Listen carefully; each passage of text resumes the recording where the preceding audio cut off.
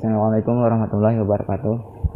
Alhamdulillahirabbil alamin, wassalatu wassalamu ala asyrafil anbiya'i wal mursalin sayyidina maulana Muhammadin wa ala alihi washabihi ajma'in.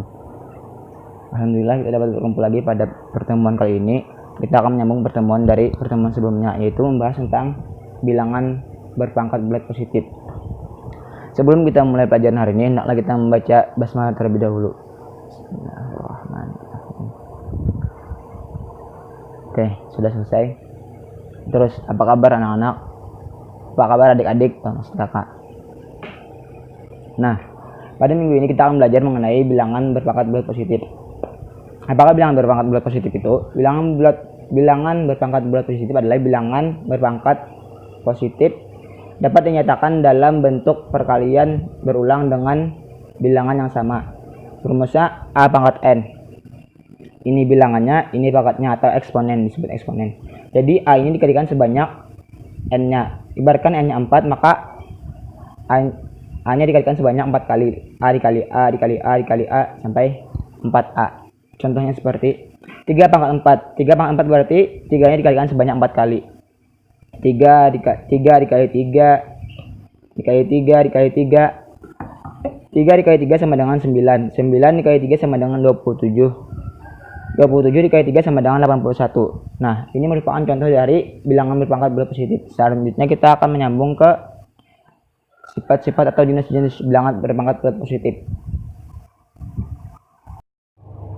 Nah, ini merupakan sifat-sifat bilangan berpangkat bulat positif. Pertama, ada A pangkat P dikali A pangkat Q sama dengan A pangkat P tambah Q.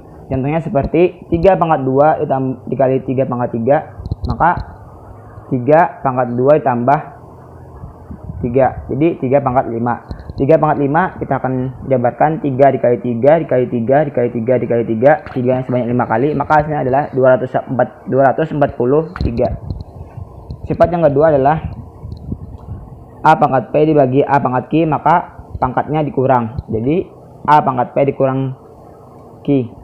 Contohnya 4 pangkat 3 dibagi 4 pangkat 1 sama dengan 4 pangkat 3 dikurang 1, jadi 4 pangkat 2. 4 pangkat 2 sama dengan 4 kali 4 sama dengan 4 kali 4. Hasil dari 4 kali 4 adalah 16.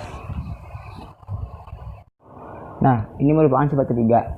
Sifat ketiganya adalah A pangkat P lalu dipangkatkan kembali. Jadi A pangkat P dipangkatkan kembali ini berarti A pangkat P dikali Q. Contohnya seperti 2 pangkat 3 lalu kita pangkatkan lagi 2. Jadi duanya sini tetap bilangannya, jadi 2 dikali 3 maka hasilnya 6, jadi pangkatnya adalah 2, jadi hasilnya adalah 2 pangkat 6. Jadi bisa dijabarkan seperti ini, 2 dikali 2 dikali 2 dikali 2 dikali 2 dikali 2, maka hasilnya adalah 64. Terus yang sifat keempat ada A dalam kurung A bagi B lalu dipangkatkan, maka kita pecah dulu, maka dapat kita jabarkan menjadi seperti ini hasil akhirnya. Jadi A pangkat N dibagi B pangkat N. Contohnya seperti dalam kurung 4 bagi 3 dipangkatkan 2. Jadi yang dalam kurung ini kita kalikan sebanyak 2 kali dulu. Jadi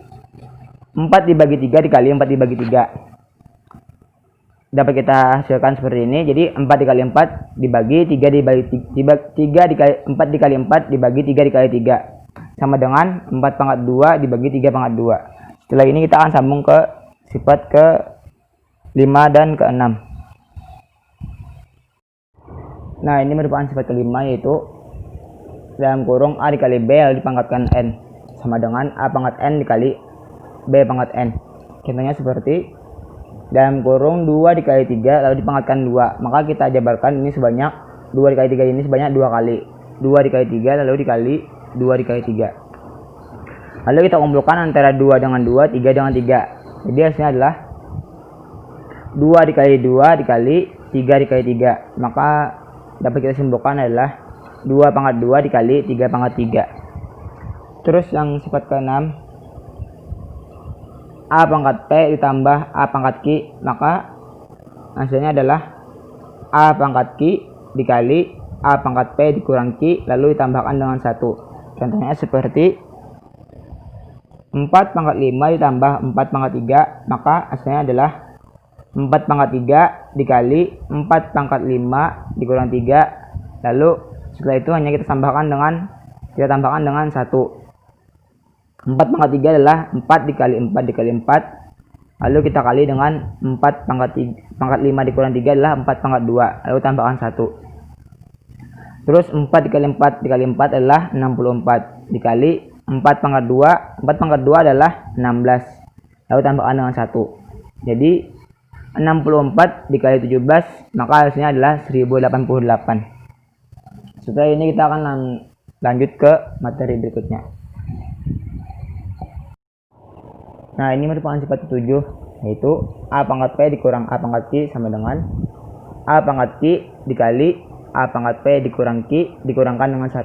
Contohnya seperti 3 pangkat 5 dikurang 3 pangkat 2 sama dengan 3 pangkat 2 dikali 3 pangkat 5 dikurang 2 lalu dikurangkan dengan 1.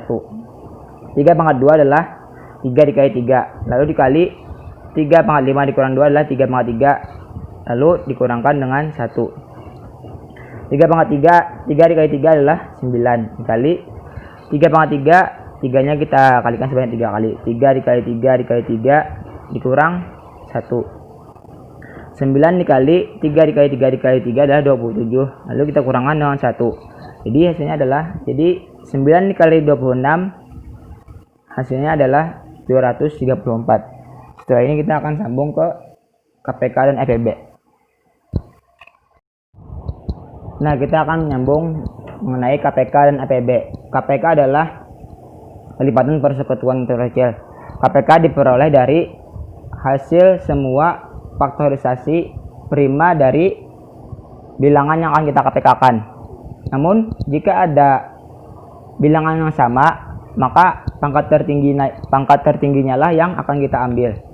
Contoh KPK. Tentukan KPK dari 20 dan 25. Maka faktorisasi prima dari 20 adalah 2 pangkat 2 dikali 5. Dan faktorisasi dari 25 hanya 5 pangkat 2. Tadi kita sudah mengetahui bahwa KPK diperoleh dari hasil faktorisasi semua faktorisasi yang ada. Namun jika ada bilangan yang sama dari faktorisasi tersebut, maka pangkat tertingginya lah yang akan kita ambil. Nah, dari sini ada yang sama. Contohnya berupa angka 5. Nah, dari angka dua angka yang sama, dua bilangan yang ini, maka pangkat yang tertinggi lah yang kita ambil untuk di KPK-kan. Dan ini 2 ini sendiri saja, maka inilah 2 ini saja yang kita ambil, tidak ada lagi kan 2 di sini. Sedangkan 5 di sini ada 2. Jadi pangkat 5 yang tertinggi lah yang kita ambil.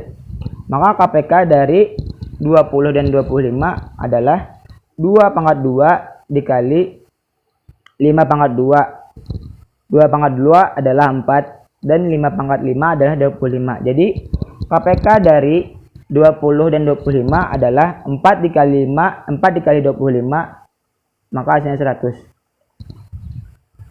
Jadi hasilnya adalah KPK dari 20 dan 25 adalah 100. Setelah ini kita akan sambung ke, sampai sini paham? Sebelum kita sambung ke materi berikutnya, kita akan sambung ke EPB. Nah, di sini ada EPB. EPB adalah faktor persekutuan terbesar. EPB diperoleh melalui hasil perkalian faktorisasi yang sama dan pangkatnya yang terkecil. Contoh dari EPB ini dapat kita misalkan seperti tentukan EPB dari 48 dan 72.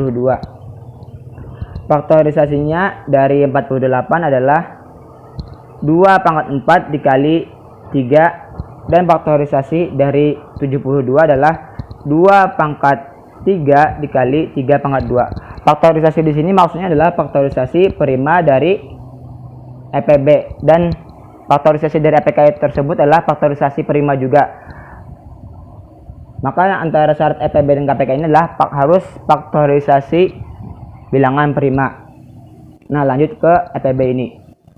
Faktorisasi dari 48 adalah 2 pangkat 4 dikali 3. Dan faktorisasi dari 72 adalah 2 pangkat 3 dikali 3 pangkat 2. Nah, syarat EPB ini adalah hasil perkalian prima yang sama dan pangkat yang terkecil.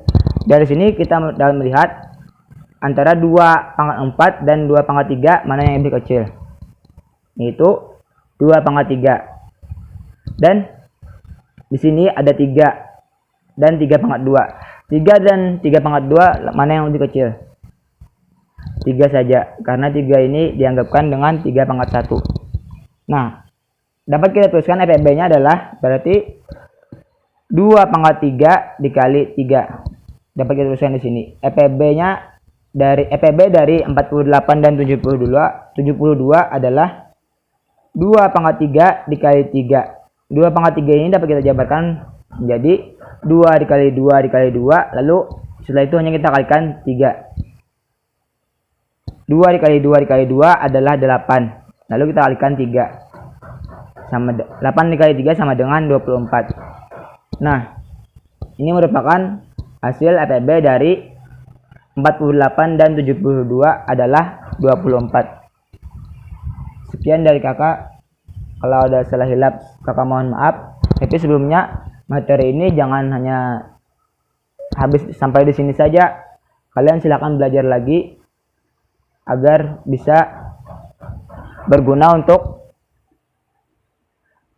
menyambung pembelajaran selanjutnya. Karena EPB dan KPK ini merupakan pembelajaran yang penting untuk pelajaran-pelajaran selanjutnya.